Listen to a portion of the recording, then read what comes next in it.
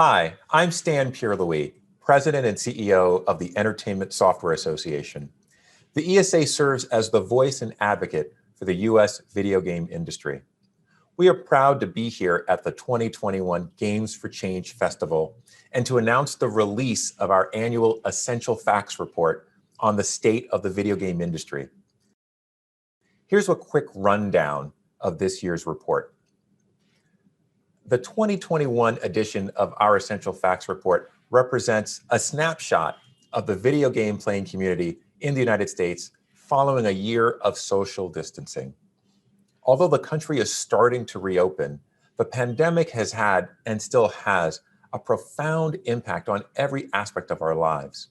As we all adapted to working, learning, and playing at home, people from all walks of life reached for video games to find joy, connection, and a sense of belonging when it was most needed. Today, there are nearly 227 million video game players in the United States. That's up from 214 million players a year ago. This year's report finds that 67% of US adults and 76% of those under 18 play video games at least once a week. 80% of video game players are over 18, and the average age of a player in the US is 31 years old. Across all ages, players are about half female and half male, about 45% and 55% respectively. Video games have the power to transcend background, nationality, and geography to bring us together to share in a common experience. And players agree. Nearly 90% of players say that video games can bring together people of different cultures, races, ages, and even political affiliations. They also agree that video games can create accessible experiences for people with different physical abilities.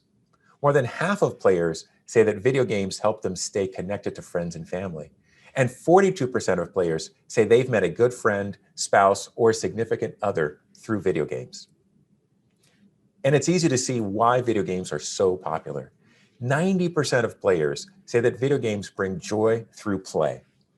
They also say that games can inspire, provide mental stimulation, and relieve stress, which we've all really needed this past year. And video games help create connection and community. This year, more than 3/4 of players say they play video games with others, up from 2/3 last year. And playing together is a family affair, as 74% of parents play games with their children at least once a week. That's up from 55% in 2020.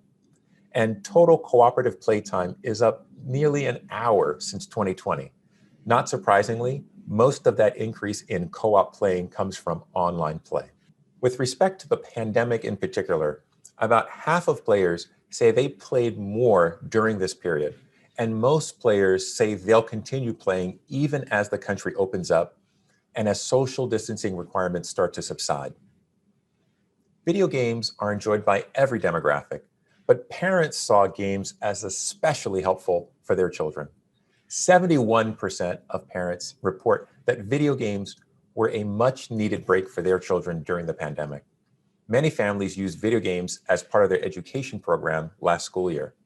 Over half of parents say that their children used video games for educational purposes, with math being the most utilized genre. Overall, 3/4 of parents say that video games made their children's transition to distance learning easier.